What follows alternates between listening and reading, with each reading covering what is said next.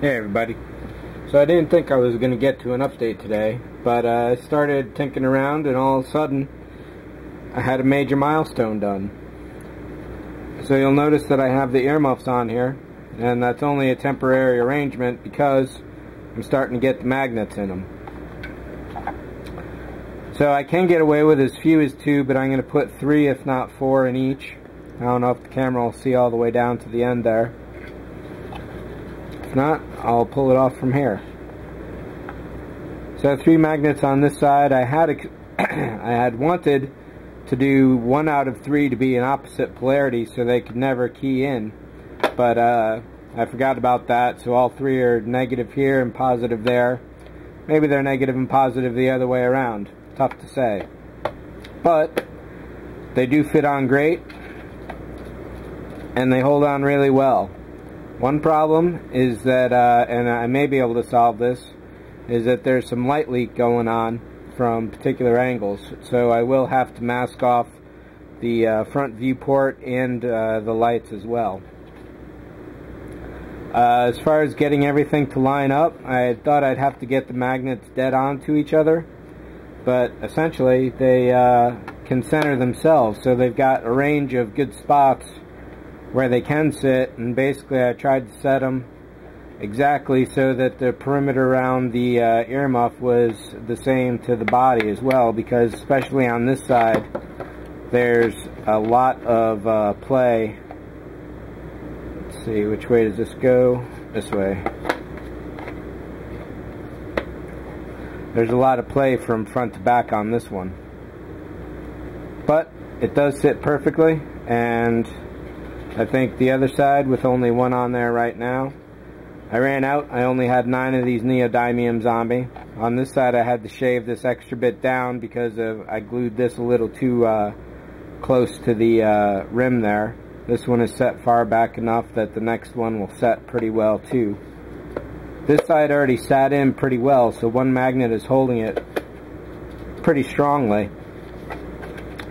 See there? Oh, I pushed that one. So these magnets are definitely good, and here it is.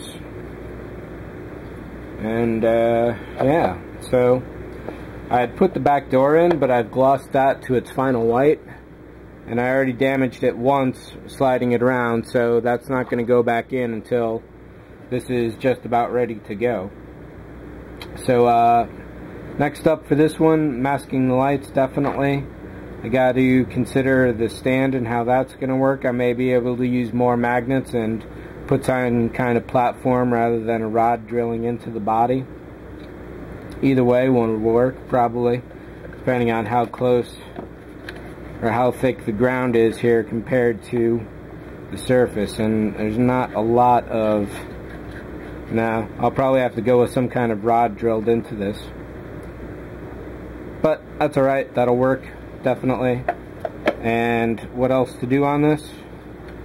I don't know. The bodywork is pretty good. I got to reprime it again, give the whole thing one last final super grit work down.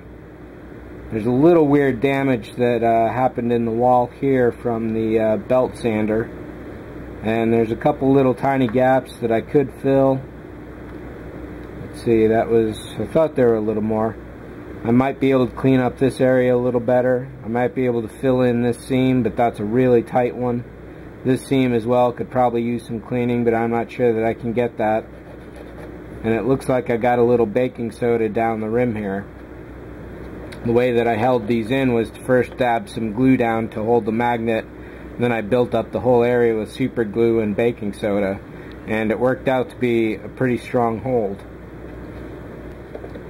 So I think that's pretty much it, except for the fact that I got the googly eyes on here, and those are to protect the LEDs in there for when I go to final paint, so those won't come out until then. I'll then have to paint the interior silver, then the real eyes will get glued on there. They do scratch easily, so I will have to be careful with that once I put the final eyes on there. Still working out an idea for HAL's eye, but a single LED should do it. I might do a white LED and just stuff this full of fiber optic and paint them with a Sharpie to give the appropriate colors.